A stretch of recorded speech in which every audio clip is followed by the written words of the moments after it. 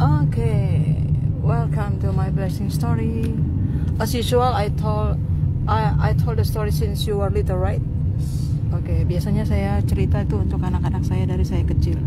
Hari ini cerita untuk perempuan-perempuan. Bagi yang nonton dia beruntung, bagi yang kenal saya tidak mau nonton, dia akan rugi. Ini cerita tentang perempuan, khususnya perempuan-perempuan dari gereja yang seperti saya, gitu ya. Oke, waktu saya remaja, saya mengunjungi ke rumah dua perempuan. Perempuan ini pelayan di gereja kita Pepace, gitu. And then ini dua perempuan ini pelayan Tuhan. Jadi Besti, kenapa saya selalu bilang hati-hati kalau jadi pelayan mimbar, gitu ya. Hati-hati mulut kan. Saya kalau preaching kan selalu saya ingatkan begitu ya Besti, karena pernah kejadian gini ya, cerita yang saya bahkan tidak ceritakan ke kita Pepace sebagai gembala. Dia kan gembala terus mace. Jadi waktu saya pergi ke rumah dua pacain mace jemaat, dua ini adalah kayak penatua majelis gitu, suami istri. Kebetulan tiga perempuan, tiga ibu-ibu. Saya masih remaja ya, masih belasan tahun. Saya main-main ke rumah mereka dan mereka bertiga ini sedang bercerita dan bergosip ya. Jadi makanya kalau Jumat itu tidak diajar firman Tuhan tentang dosa daging, Galatia 5 itu kan dikiranya nggak dosa. Jadi mungkin mereka melakukan itu, mereka kan tidak sengaja. Makanya saya benar-benar kan preaching teachingnya yang detail gitu ya, dari Roh Kudus gitu. Tuhan suruh kasih tahu. Jadi tiga mace ini, perempuan ini, mereka bercerita dan mereka bergosip gitu. Yang satu bukan pelayan Tuhan, yang dua ini dia udah kayaknya pelayan mimbar gitu. Terus yang mereka ceritakan itu tentang gereja, tentang pelayan Tuhan, dan cerita tentang kekurangan bapak gembalanya. Bapak gembala, ibu gembala, ya astaga, saya kaget waktu itu ya. Waktu saya remaja, kok dia pelayan Tuhan, kok yang dia ceritakan tentang gereja dan tentang pelayan Tuhan, apalagi tentang gembalanya kan pace dan mace kita, begitu ceritanya Besti. Saya hanya sekali aja pergi ke rumah itu dan saya nggak pernah pergi lagi gitu ya. Terus saya lupakan. Waktu itu saya masih remaja. Kemudian akhirnya terjadi sesuatu ya, terpecah belah dan mereka pindah menjadi kaya raya, diberkati Tuhan. Sudah satu ke gereja tetangga, yang satu ke gereja tetangga, yang satu lagi ke gereja tertinggi, gitu. Jadi waktu saya udah nikah dan saya punya anak, kami ada ibadah, kemudian ada permohonan doa, tolong bantu doa ya. Ini orang tua dari satu mace ini saya ceritakan tadi, anaknya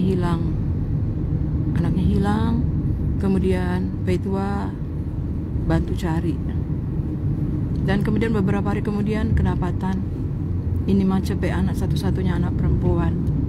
Kita tahu mace ini dulu waktu dia masih jadi jemaat, tukang berdoa di gereja, berlutut berdoa di gereja bawa anaknya. Jadi waktu itu mohon bantu doa karena DP anak gadis katanya hilang. Jadi nggak lama kemudian itu ada bantu cari, dan kemudian kedapatan DP anak ada di dalam got, baulat, MATI, dibunuh dang. Dan yang satu lagi itu mace juga, DP kawan akrab, DP nyong juga ada mati, kasihan, kecelakaan stove ya. Jadi kenapa bisa dua-duanya terbunuh, saya tidak tahu. Saya hanya ingat firman Tuhan bahwa kita tidak boleh mengusik hamba Tuhan yang diurapi, karena kita Pepace itu kan pekerjaannya tiap hari tukang berlutut di belakang mimbar, berjam-jam dia berlutut. Dia nggak banyak ngomong, dia kayak ini, tidak ngomong, orangnya pendiam, tapi dia hamba Tuhan yang diurapi. Nah begitu ya. Jadi makanya kita kalau anak kita sadiki bamulu, kita langsung tutup mulut. Jadi sampai hari ini pun mungkin Mace sama Pace yang sudah meninggal tidak tahu ceritanya, saya sendiri yang tahu.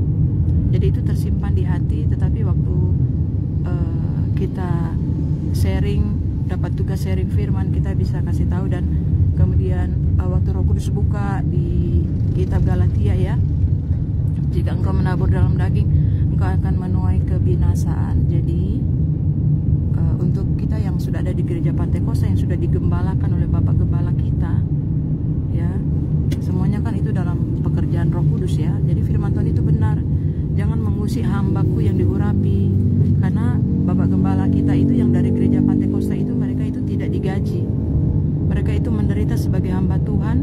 Kalau kita sebagai jemaat seharusnya mendukung di dalam doa, mensupport mereka. Apalagi kalau kita pelayan mimbar, kita pelayan altar, kita berani-berani mulut kita begitu menceritakan. Itu nggak ngelawan Tuhan ya Besti, itu hanya melawan dan menjelekkan, menceritakan tentang hambanya, bukan firmannya loh, bukan preaching teaching.